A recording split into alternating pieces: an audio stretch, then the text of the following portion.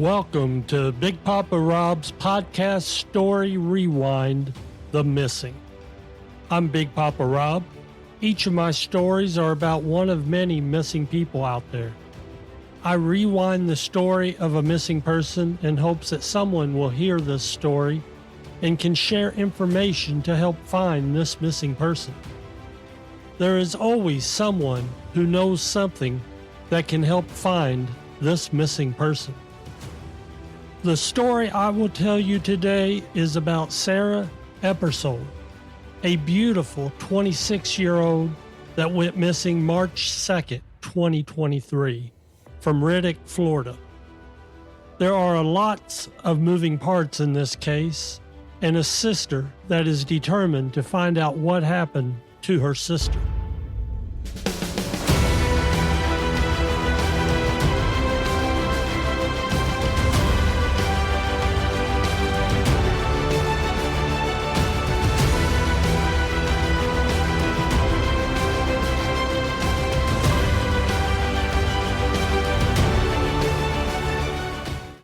This story will be a little different today because almost all of my information comes directly from Michelle, Sara's older sister.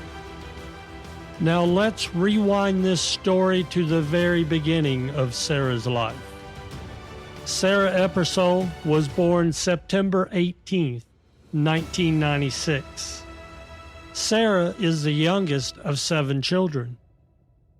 Sara was 1 or 2 years old when she and her older sister went to live with their uncle and aunt who raised them in Sarasota, Florida. When Sara was 14, she went and stayed with her older sister, Michelle. When Sara turned 18, she moved out and married a young man that lived just down the road from her sister, Michelle.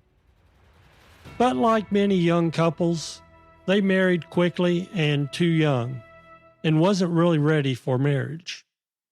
The marriage fell apart within a year. Sara is described by her sister as a free spirit. She always tries to see the good in everything and everyone. She loved to explore and was ready for almost any adventure. It sounds like she was one of those that would try anything once. During my investigation of this story, I came across a lot of pictures of this young lady, and one thing I noticed in all of her pictures was the carefree smile and sparkle in her eye. Around 2016-ish, we will say, she meets up with Joseph, who is 19 years older than her. According to Michelle, he was very controlling from the very beginning. As she described him, it seems that he was grooming her and would cut her off from family and friends. Every time she would try to leave him, he would track her down and convince her or continually stalk her till she would come back to him. Around that time, she became pregnant. It appears that the relationship became more than just mental abuse. It then became physical, and a restraining order was issued. In April 2018, Sara had a beautiful blonde-haired daughter. Once Sara's daughter was born and the restraining order had expired, Joseph came back around again, showing up in Florida. He appeared to reach out to Sara, convincing her that he was working and was on vacation and wanted to see her and his little girl. Sara, being the trusting soul that she is, went to meet him, and this turned into, as Sara's sister put it, Sara being held hostage. He wouldn't let her leave, wouldn't let her communicate with family, and threatened to keep her little girl. At one point, after a car accident, he convinced Sara that he needed the little girl's birth certificate in regards to a lawsuit. He was somehow then able to take and get the little girl's name changed without her knowledge, and get a new Social Security card issued. Then made up an abuse story to get custody of their little girl. Joseph used their little girl as a pawn to control Sara and to get money from Sara. As a result, Sara and Joseph were in and out of court fighting custody and visitation too many times to count.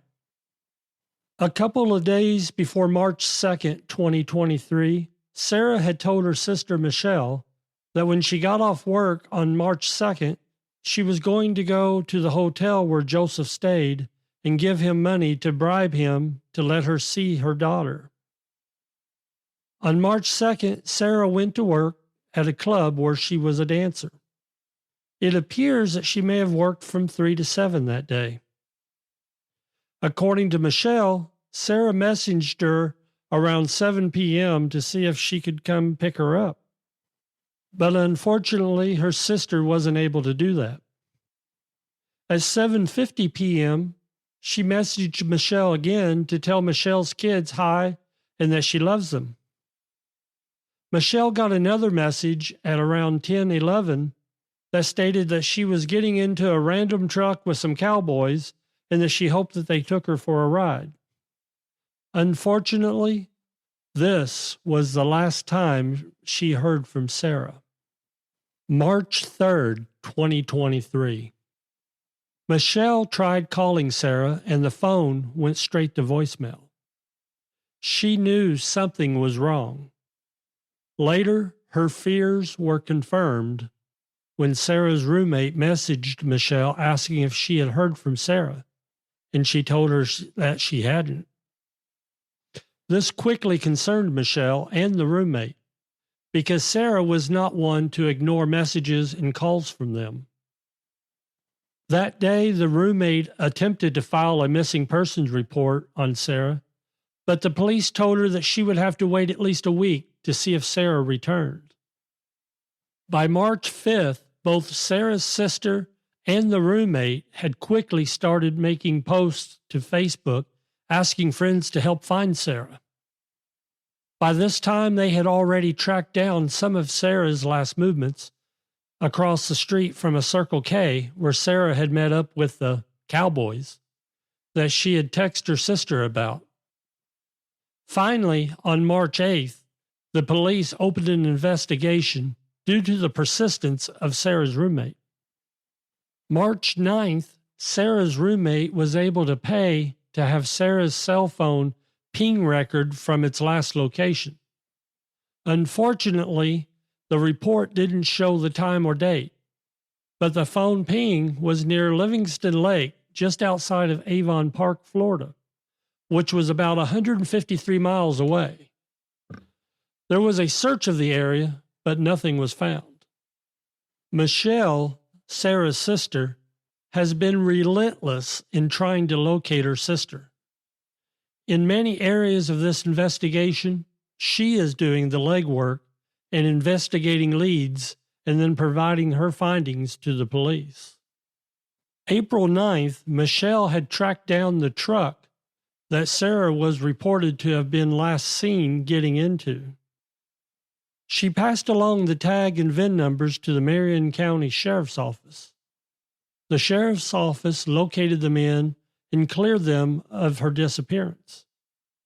During the investigation, one of the men in the truck and Sara was dropped off at the duplex he lived at, and he and another couple that shared the other half of the duplex had drinks together.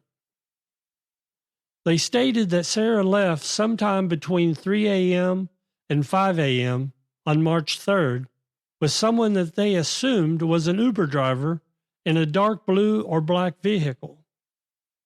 The driver was possibly Mexican, long hair to shoulders. They also stated that Sara seemed to know the person because it appeared that she was texting them before this person arrived. It was later found out that after she had left the first time, about 20 minutes later, they returned because Sara had forgot her wallet. Later in the police investigation, they verified that there was no record of an Uber picking up Sara. Michelle was able to get into Sara's iCloud, social media accounts, and her other saved contacts in Google. That information showed that Sara was taking pictures until 1:22 a.m. and YouTube activity till 2:57 a.m. One thing to note is that there had not been any social media updates since she went missing, including a site that she was making money on. Armed with new information, Michelle found 3 contacts in Sarah's Google contacts that had Uber in the description. She started making phone calls. 2 of the contacts responded quickly, but the third was contacted in September and then blocked her. Long story short, Michelle was finally able to get him to respond and verified that he did have a black Jetta and did drive for Uber, but claimed he didn't know Sara. Strange that Sara had his contact information if he didn't know her. This guy also fit the description that was given. He wasn't Mexican, but was American Indian with dark hair to shoulders.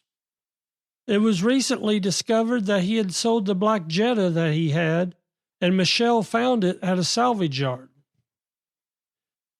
It come to find out that he sold it as junk on September 15th.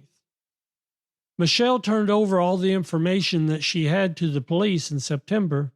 Then when she tracked down the black Jetta at the salvage yard in Gainesville, Florida, in the first week of November, she called their police out to take forensic samples from what was left of the car so that they could send it to the Marion County Sheriff's Office. She's now waiting to see what the Marion County Sheriff's Office detective is going to do with this evidence. So far, they appear to be dragging their feet. All the while, Michelle is doing the investigative work on her sister's case. I wanted to add something to this story. Even though Uber stated that they didn't have any record of picking up Sara the night that she went missing, many Uber drivers and Lyft drivers will give out their phone numbers to regular customers so that they can bypass the driving companies and they make more profit. This is a perfect example of why not to bypass the driving companies when a driver gives you their phone number. If Sara had used Uber, there would have been a record of when she was picked up and where she was taken to. As Michelle says on her Facebook page, the driver of the Jetta is suspect number 2. Let's take a look at Michelle's suspect number 1. This would be Sara's ex we talked about earlier, Joseph. Michelle found out that Sara had made $1,000 the night that she worked. And as Sara had stated a couple of days before, March 2nd, she had planned to go to Joseph, who was staying at a hotel he worked at, and was going to try to give him her earnings so that she could see her little girl. At this time, we don't know for sure if she made it to the hotel or not. Or if she did something happen to her there? I couldn't find any information at the very beginning of Sara's case confirming if the police talked to Joseph about Sara's disappearance. But assume that they would have, since that's generally what most departments would do. It's standard practice to investigate spouses or exes and other persons close to the victim.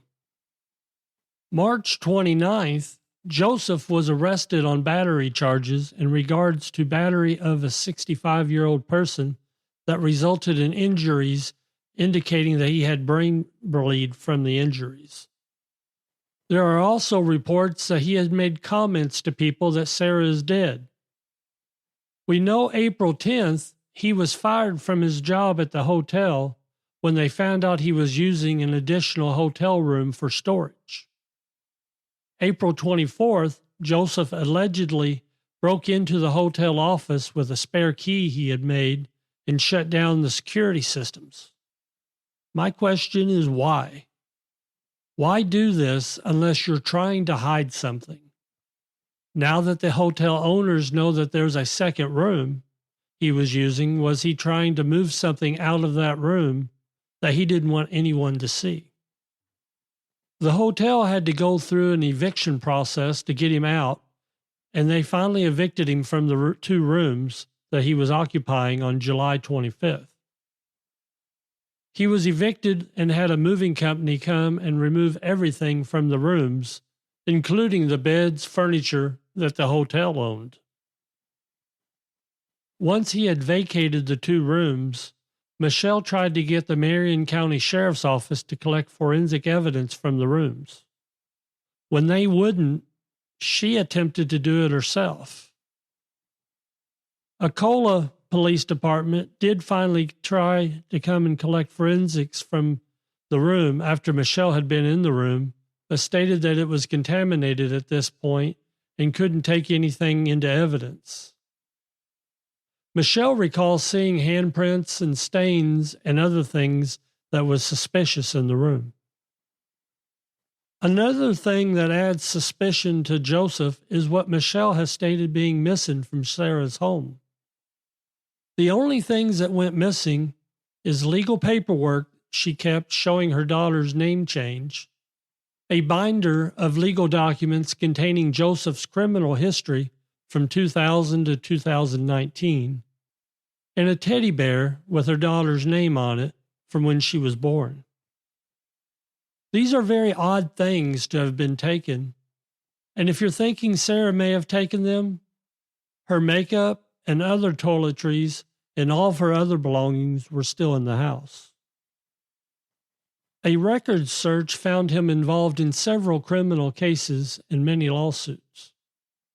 From what I could tell, Sara and him had been in family court alone 288 times since 2019. There are many speculations of other women that have been abused and stalked by this man. As of right now, he has left Florida and moved to Louisville, Kentucky, which I believe is where he had lived before he moved to Florida. Unfortunately, this is where the case is today. When putting this story together, I found that Fox 35 News did a story about Sara on November 8th. In this story, the sheriff's office stated that they are not naming suspects or persons of interest at this time. I found the following statement from Marion County Sheriff's Office Facebook page and wanted to include their version of the events of Sara's case. On November 7th, Marion County Sheriff's Office released an updated statement on their Facebook page, which I have shared a link in the reference material section of my show notes. This is just part of what they shared. What we know for certain is that on March 2nd, Sara was given a ride from a convenience store to a residence located at 18080 North U.S. Highway 441 in Riddick, Florida. She was dropped off there along with James Robinson, who lived at the address. She spent some amount of time that night with Mr. Robinson, who resided in one half of the subdivided residence, as well as James Schaller and Tisha McDermott, a couple who resided in the other half of the subdivided residence. That's the end of what we know for certain that night. Sometime after midnight, Sara either left the residence alive or she didn't. If the residents of that house are to be believed, she left the house in a newer model blue sedan, possibly a Hyundai, driven by a man who is described as being a driver for Uber and who was Hispanic, in his mid-30s, approximately 5'8" tall, and with a thin build and long, dark hair. If Sara didn't leave the residence alive, it means that something happened to her while she was there, and that the story of the Uber driver was fabricated to send detectives down a rabbit hole. For what it's worth, detectives have confirmed that Sara did not order any Uber services on the night of her disappearance, but have not ruled out that the possibility that she could have left with a third party. Detectives are actively working to investigate whether that occurred, including determining whether a Gainesville-based Uber driver who owned a dark-colored sedan could have given Sara an off-the-books ride on March 3rd, 2023. Besides investigating these possibilities, detectives are investigating additional tips that point to the involvement of other person in Sara's disappearance. We know that this investigation has been the subject of many speculation on social media, including by those who are trying to conduct their own investigation into Sara's disappearance. We fully understand that those who love Sara want to uncover the truth about what happened to her, and we share the same goal, but we also have the goal of ensuring that if somebody killed Sara or committed any other crime related to her disappearance, they can and will be held fully accountable in the court of law. That requires that evidence, including the statements of witnesses and persons of interest, be gathered meticulously and methodically with a definite plan in mind. When individuals conducting their own investigation try to do the work of law enforcement, they can unknowingly taint the statements of witnesses, contaminate possible crime scenes, and cast doubt on the integrity of any evidence that they may uncover. They may tip off criminals about existence of evidence that could implicate them in other crimes, which gives them the opportunity to take steps to thwart law enforcement's investigation or tailor future statements to fit the evidence they know exists. Worse yet, they may falsely accuse somebody of having taken part in a crime, which not only suspects an innocent person to harassment and ridicule, but also makes them less likely to cooperate with the investigation. This results in detectives having to spend unnecessary amounts of time obtaining information from these persons, which take time away from following up on valuable leads.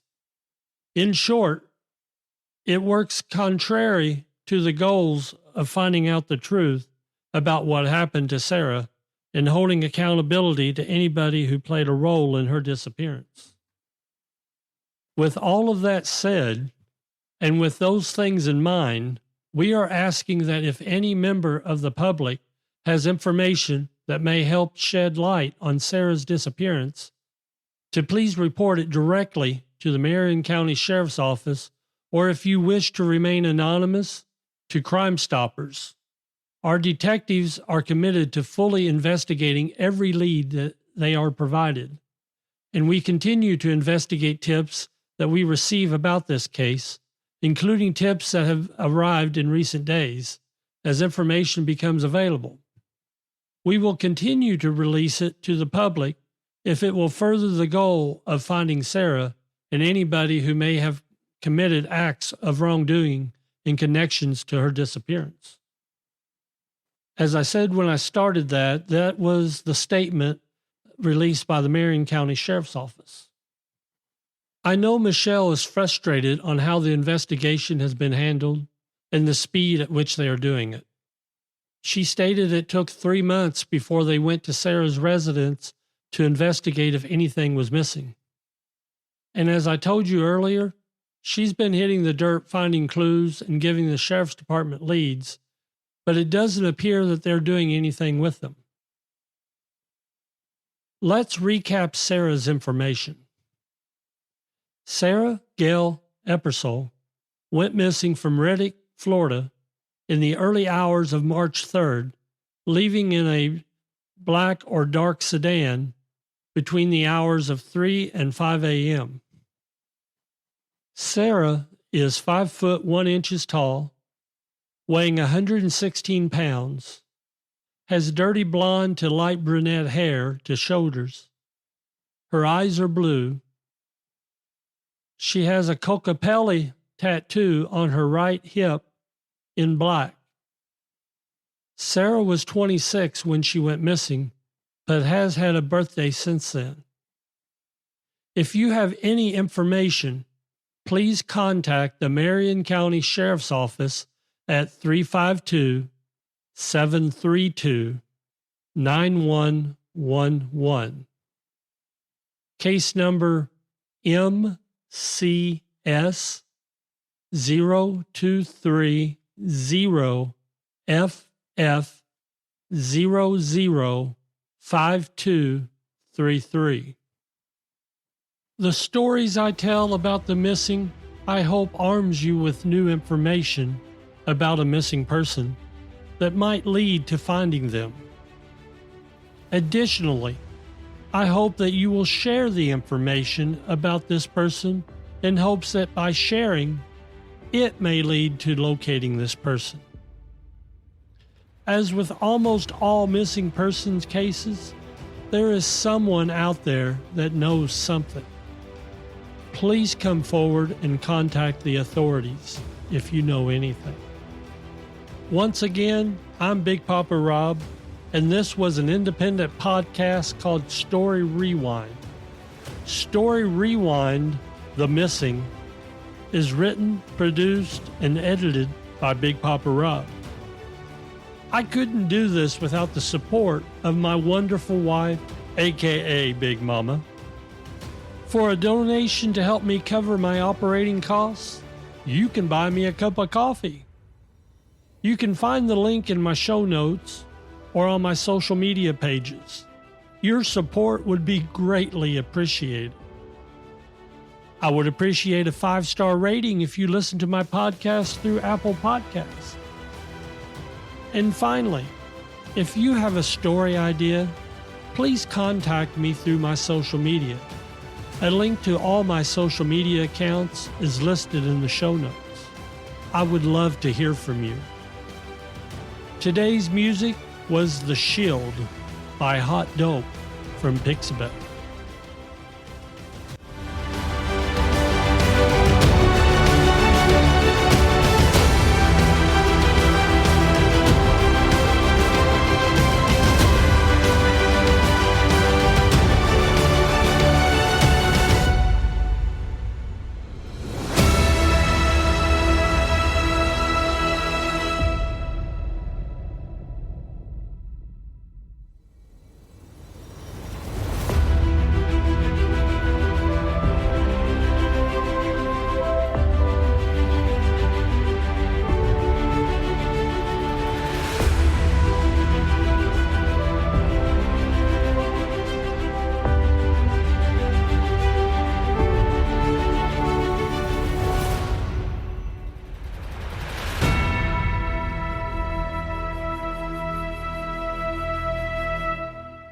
This was a Big Papa Rob Podcast 2023.